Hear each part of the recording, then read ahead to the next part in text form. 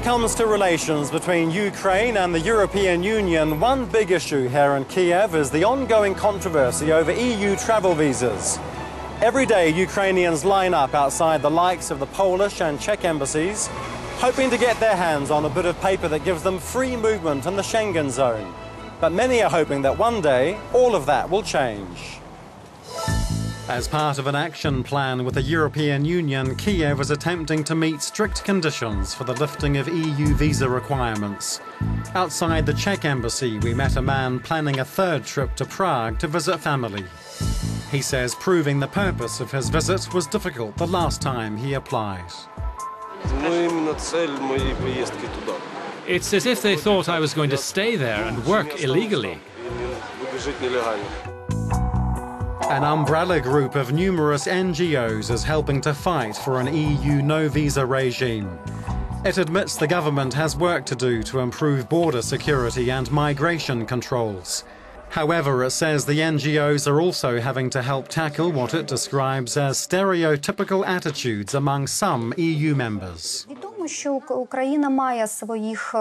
known that Ukraine has its supporters of visa liberalisation. But at the same time, there are those who are afraid of it and those who are critical of it. But before visas can be lifted, the EU says real concerns about illegal migration, trafficking and false documents must be addressed. It says Ukraine's vast borders, especially to the east, are permeable, and trafficking and illegal migration from other countries pass through.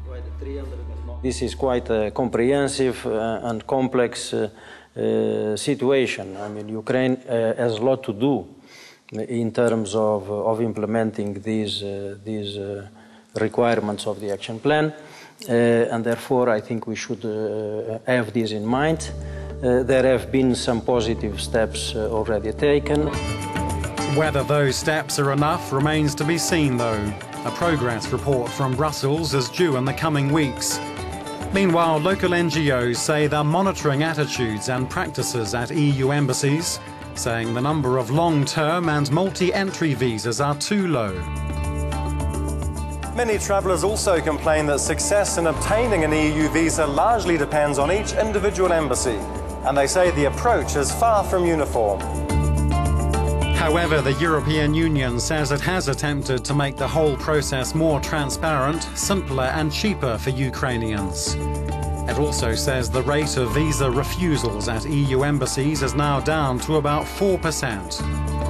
Among those dreaming of an end to the long wait for visas are foreign companies operating in Ukraine.